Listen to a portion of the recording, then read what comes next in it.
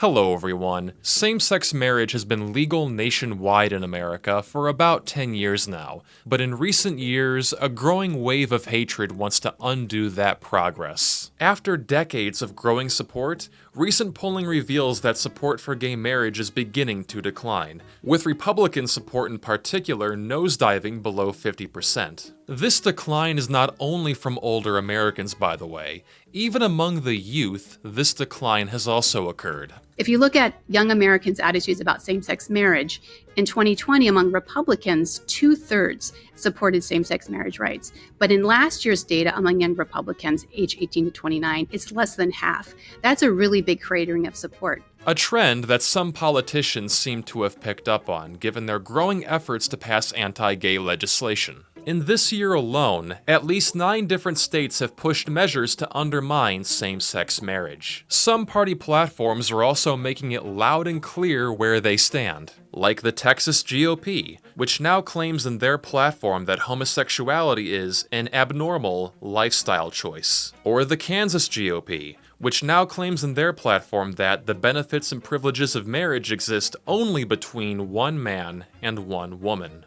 And some Supreme Court judges have signaled their desire to overturn Obergefell v. Hodges, the court ruling that legalized same-sex marriage nationwide, with Clarence Thomas writing that the Supreme Court has a duty to correct the error. And in another statement that Samuel Alito joined, they wrote, "The court has created a problem that only it can fix." So for these reasons, I fear that within the next decade, just like we saw the overturning of Roe v. Wade, we may see the gradual erosion of marriage equality. And others share my concern. A 2024 poll found that almost 80% of married same-sex couples are worried the Supreme Court may overturn their right to marry. The good news is there's still time to act, and one of the first things you can start doing is arming yourself with knowledge. So with that being said, let's go over and debunk the arguments against same-sex marriage. Number 1, the definition argument. This argument states that marriage has always been defined as between one man and one woman,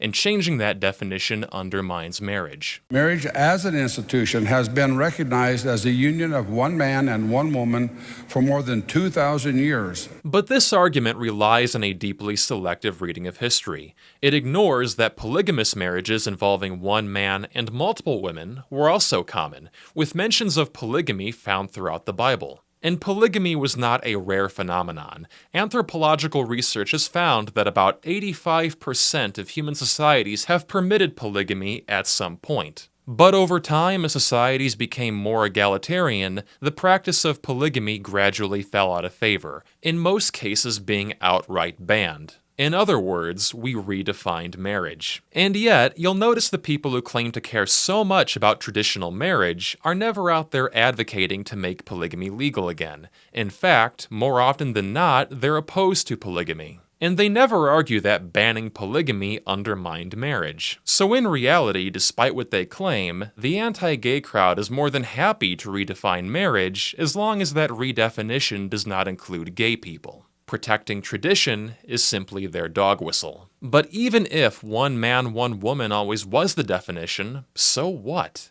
Number 1, marriage is not a law of nature like gravity. It is a man-made institution, which means we have the power to update it, as many countries have. Number 2, a thing being a certain way for a long time does not mean we should keep it that way. In any other situation, we know that's bad logic. For a long time, humanity also engaged in slavery, feudalism, and witch-burning, but we'd never mention how long they've been around, how traditional they are, as a reason to bring them back. So if you're going to argue that we keep things a certain way, whether or not it's always been that way is completely irrelevant. It's nothing more than a fallacy. And number 3, a word can have more than one definition. If you want to believe that, according to your religion, gay marriage is not real marriage, go ahead. Nobody's talking about changing your holy book. We're talking about the law. And since we have a separation of church and state in this country, the law and your book don't have to say the same thing.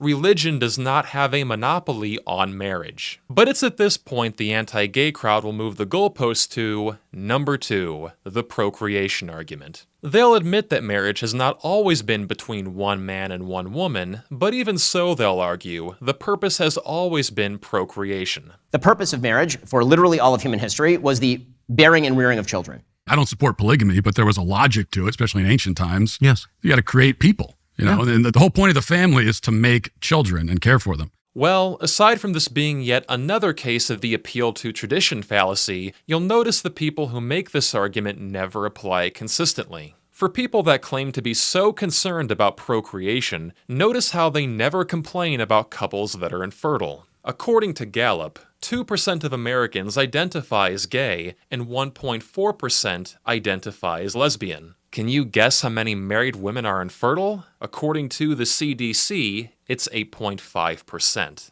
Is there any outrage over that? No, because even though procreation has often been expected from marriage, it's never been a requirement. The anti-gay crowd might retort that infertile straight couples are still the kind of people who can have children, to which the obvious reply is, no, by being infertile, they are by definition not the kind of people who can have children.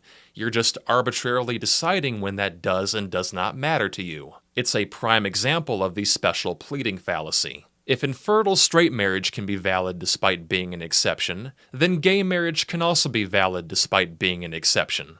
Or, how about people that can't afford children? 11.1% of Americans, about 37 million people, are living in poverty. Meanwhile, the cost of childcare has been climbing for decades now, even faster than housing. So should poor households be barred from marriage until they can afford children? And what about couples that have already procreated? Once their children have grown up and leave the home, should that couple get divorced because they fulfilled the so-called purpose of marriage? Of course not, because we all understand that marriage has other benefits like sharing a life with someone, mutual care and commitment. In short, it's about love. For example, when you think about common wedding vows, what comes to mind? In sickness and in health, to love and to cherish, till death do us part. Over and over again, the vows emphasize emotional connection. For an event that's apparently about procreation, there's weirdly not much talk of procreation during it. Procreation only seems to get brought up here the moment gay people are involved. Aside from the implications about who can't get married, the procreation argument also has some concerning implications about who can.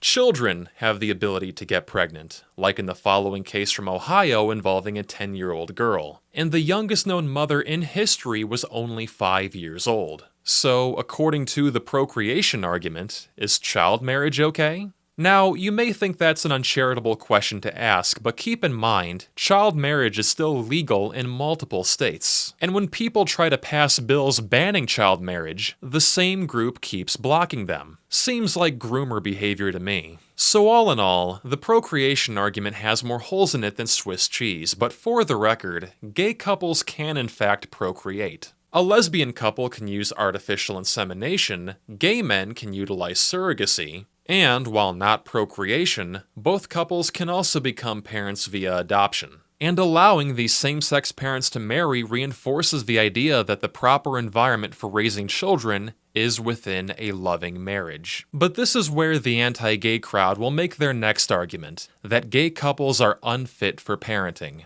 They'll claim, without evidence, that a child needs both a male and female parent in order to properly develop. And when the parents are two men or two women, it will lead to some adverse outcome. Children do very poorly when they are raised by two men or by two women. A child being in foster care is far from an ideal scenario. It's very, very sad. A child going to two gay parents, I think, is worse. Why? It's just more disordered. It's more confusing for the child. But when we base our beliefs on research and not our imagination, this argument falls apart. A literature review from Cornell University found not 10, not 20, but 75 studies going back decades which all found that having same-sex parents does not harm children. Furthermore, a meta-analysis published in 2023 came to the same conclusion. finding that outcomes are similar between gay and straight parents, and that, in some cases, children raised by gay parents had better outcomes. And these consistent findings are why the American Psychological Association, the American Academy of Pediatrics, and the American Sociological Association have all concluded that same-sex parenting is completely okay. But even if these concerns about child welfare were valid, they're not,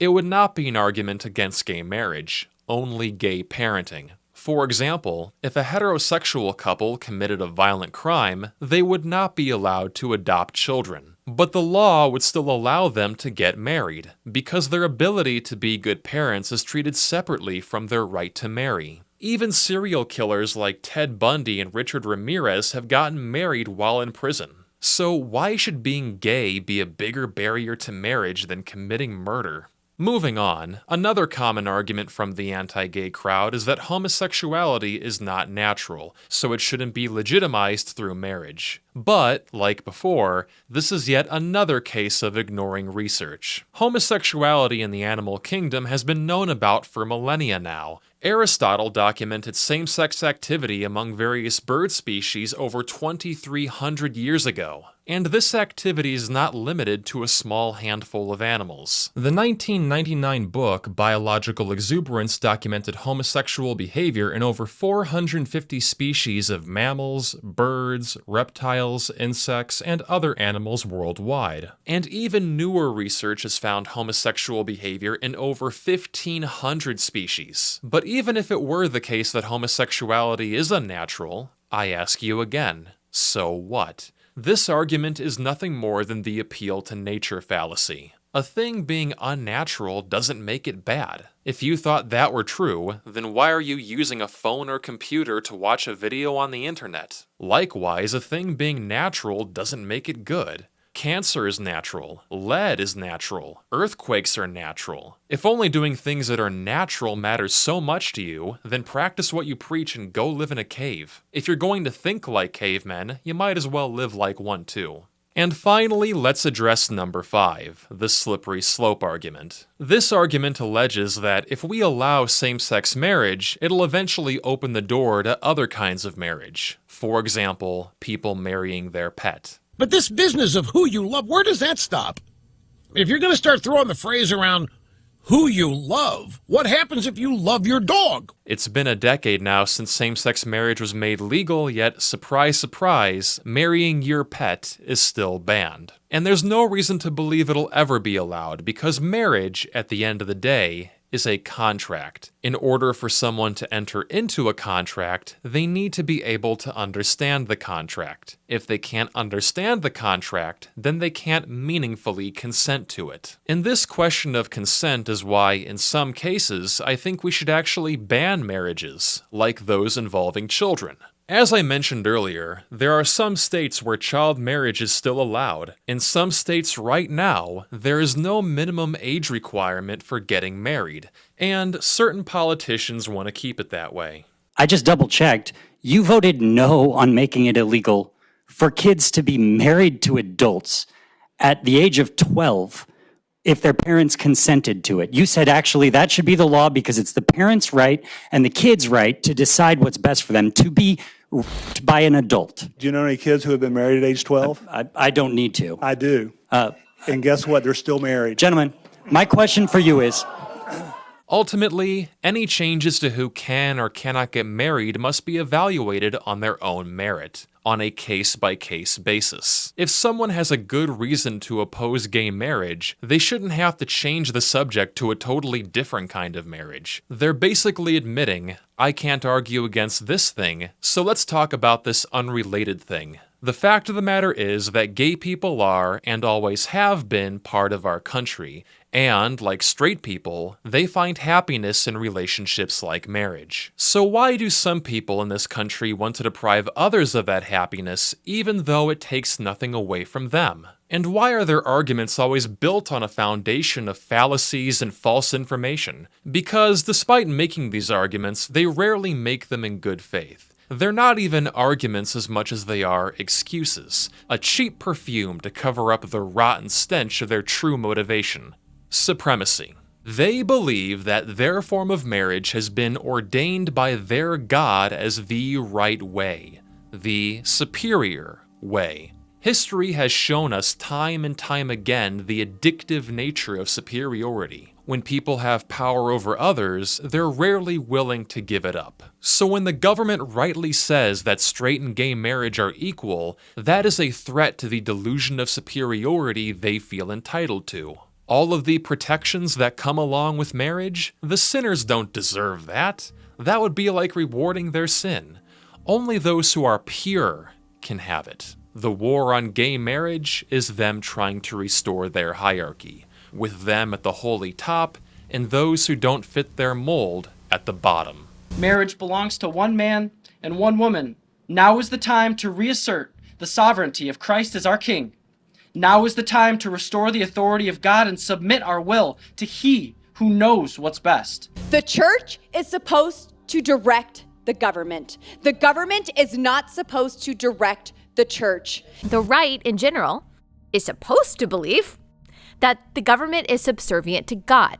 Never mind that the Constitution makes zero mention of God, Jesus, Christianity, or the Bible. Never mind that the Founding Fathers argued for separation of church and state. Never mind that the First Amendment clearly says that Congress shall make no law respecting an establishment of religion. And never mind that the Declaration of Independence says all men are created equal. In order to tear apart happy couples, they will gleefully tear apart the foundations of our country. On page 481 of Project 2025, they call for a biblically based, social science reinforced definition of marriage and family, going on to parrot the long debunked claim that children raised in non-heterosexual homes have worse outcomes. And on page 584, they call to rescind regulations prohibiting discrimination on the basis of sexual orientation, gender identity, transgender status, and sex characteristics. So far, the architect of Project 2025 has said the project is going, quote, beyond my wildest dreams. So what do we do? Well, you can share this video with friends and family to make them aware of this growing problem and the arguments to look out for. You can donate to or even volunteer with organizations that fight for marriage equality, like the Human Rights Campaign, the ACLU, Lambda Legal, and GLAD Law. But beyond anything else, the most important thing you can do is fucking vote. The midterm elections are coming up in only 1 year from now, which will determine the makeup of Congress and also who our governors are. I encourage you to research the candidates in your state and make sure they stand for human rights, but as a good rule of thumb, let me show you two maps. Map number 1 shows states by party representation in the Senate. So, states that are marked blue have 2 Democrats, and states that are marked red have 2 Republicans. Moving on, map number 2 shows how every state ranks in terms of LGBTQ equality. The greener they are, the more equality they have, and the redder they are, the less equality they have. And here's the 2 maps side by side. Now, admittedly, I'm a bit colorblind, but I think I'm seeing a pattern here. Your vote matters. Make it count. But what do you think? Do you have any ideas of your own for fighting back? Let me know your thoughts in the comments down below. And if you enjoyed this video and want to support my work, you can also join me over on Patreon. Thank you very much to everyone over there for helping make these videos possible. Anyway, thank you all for watching, and I'll see you next time.